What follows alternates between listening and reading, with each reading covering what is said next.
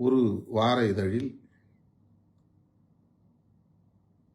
நம்முடைய கட்சியை குறிவைத்து தொடர்ந்து அடுத்தடுத்து 2 கட்டுரைகளை வெளியிட்டிருக்கிறார்கள். அது தொடர்பாக நம்முடைய தோழர்கள் சமூக ஊடகங்களில் கருத்துக்களை பதிவிட்டு வருகிறார்கள்.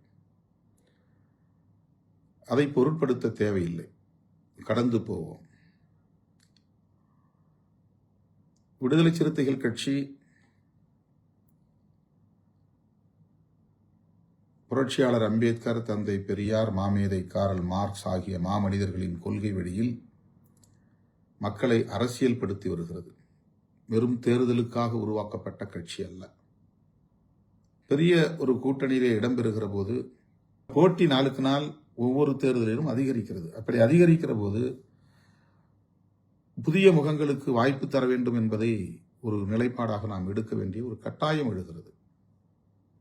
அந்த அடிப்படையில் தான் பொது தொகுதிகளில் வென்ற தம்பி ஷானவாஸ் அவர்களுக்கும் தம்பி SS பாலாஜி அவர்களுக்கும் இந்த முறை நான் வாய்ப்பு தர இயலாமல் போனது.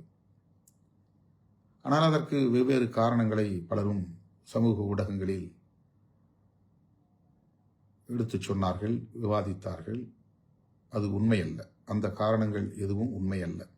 புதிய முகங்களுக்கு வாய்ப்பு தர வேண்டும் என்பது ஒவ்வொரு கட்சியிலும் இருக்கிற நடைமுறைதான். திராவிட முன்னேற்ற கழகத்திலே கூட 60 பேருக்கு புதிய முகங்களுக்கு 60 புதிய முகங்களுக்கு வாய்ப்பு தந்திருக்கிறார்கள்.